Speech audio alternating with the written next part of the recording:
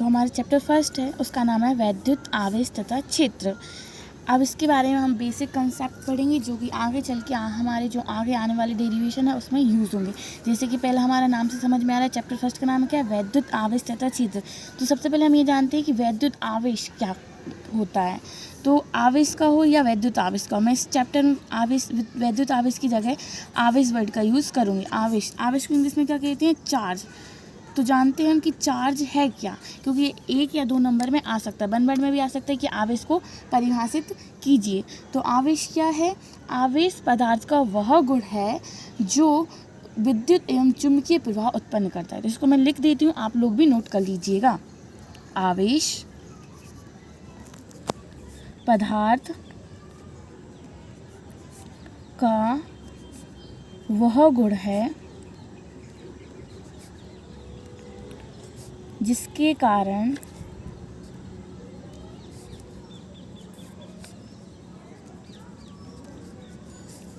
वह चुंबकत्व या चुंबकीय या विद्युत प्रवाह उत्पन्न करता है।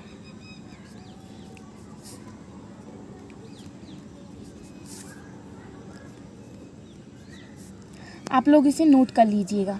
ये तो हो गई हमारी परिभाषा आवेश को, लेकिन हम आवेश को रिप्रेजेंट कैसे करते हैं। आवेश का एक फॉर्मूला होता है, आवेश इक्वल्स टू विद्युत धारा इनटू समय।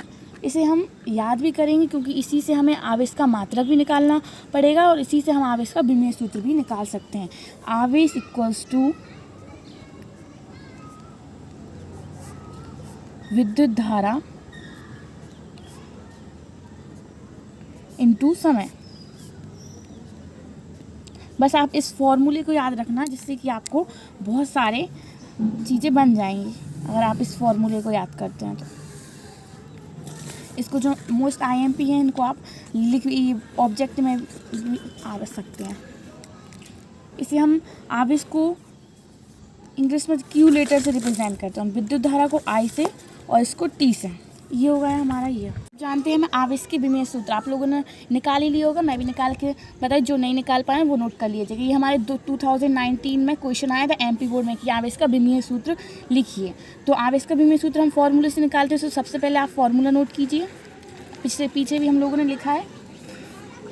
आई को किससे रिप्रेजेंट करते हैं, A से, और T को T से। तो हमारा Q का विमेय सूत्र क्या हो जाएगा, AT। आप लोगों ने 11 में पढ़ा होगा कि विमेय सूत्र हमारे किस में कौन कौन सी 3 मूलभूत भौतिक राशियों में रिप्रेजेंट करते हैं, M L T। तो हमारे पास यहाँ M भी नहीं है, L भी नहीं है, ओनली T है। तो इसका हम एक फॉर्मूला क्या निकाल सकते हैं, M0 L0 T और A। ठीक है, तो ये हो गया हमारा आवेश का विमेय सूत्र। आप इसको नोट कर लीजिएगा और याद भी कर लीजिए। अगर याद ना आए तो उस टाइम जब पेपर में एग्ज़ाम आए तो आप इसको निकालना भी सीख लीजिए कि इसके हेल्प से आप किसी भी क्वांटिटी का विमेय सूत्र निकाल सकते हैं।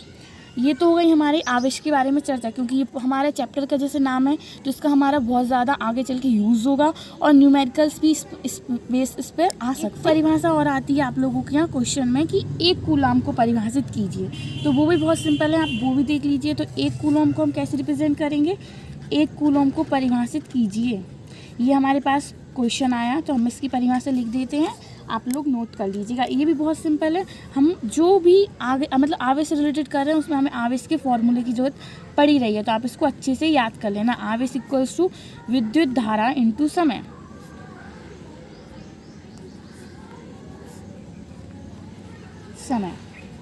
माना हमने जो हमारा Q है, हमने उसमें विद्युत धारा क्या है, एम्पियर, तो हमने माना 1 एम्पियर इंटू 1 सेकेंड। तो हम इससे यहाँ इसकी परिभाषा बना सकते हैं। कैसे बना सकते हैं कि जब किसी चालक, मानते हैं हमें पता है ये हम चालक अर्धचालक के बारे में नेक्स्ट वीडियो में पढ़ेंगे, तो आप वो भी समझ जाएंगे कि चालक क्या होता है, अर्धचालक क्या होता है और कुचालक क्या होता है। तो अभी हम ये देखते हैं कि चालक वो होता है जिसमें से आवेश प्रवाहित हो जाता है। ठीक है, तो जब किसी चालक में हम 1 एम्पियर की विद्युत धारा, आप समझने की कोशिश कीजिएगा, जब किसी चालक में 1 एम्पियर की विद्युत धारा 1 सेकेंड तक प्रवाहित की जाती है तो उस चालक पर जो उपस्थित आवेश होता है वो क्या कहलाता है, 1 कूलम आवेश कहलाता है। ये बहुत ही सिंपल है, आप ऐसे ही परिभाषा आपको रटने की बिल्कुल भी ज़रूरत नहीं है, आप बहुत आसानी से समझ के याद कीजिए तो आपको एग्ज़ाम टाइम में इसमें बहुत ज़्यादा प्रॉफिट होगा। ऐसे ही जो हमारी आगे की यूनिट्स है उसमें भी बहुत सिंपल ऐसी डेफिनेशन है, तो आप ऐसे ही समझ के बना सकते हैं कि हम इसको लिख सकते हैं क्या, जब किसी चालक में, उसके फॉर्मूले से ही उसकी डेफिनेशन बनती है। बच्चों ये आदत डाल लो आप लोग कि उसके फॉर्मूले से उसकी डेफिनेशन बनाना सीखे, तो हमको क्या करते हैं, रटने की जरूरत नहीं पड़ती, समझ के आसानी से बना सकते हैं। तो जब किसी चालक में 1 एम्पियर की विद्युत धारा, इसमें हमें कुछ अलग से करने की जरूरत नहीं पड़ी ना,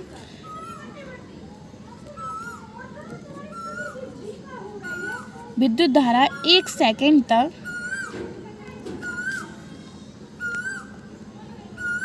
प्रवाहित की जाती है, तो उस चालक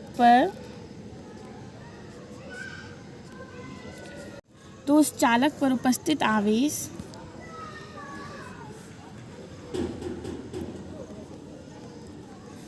एक कूलम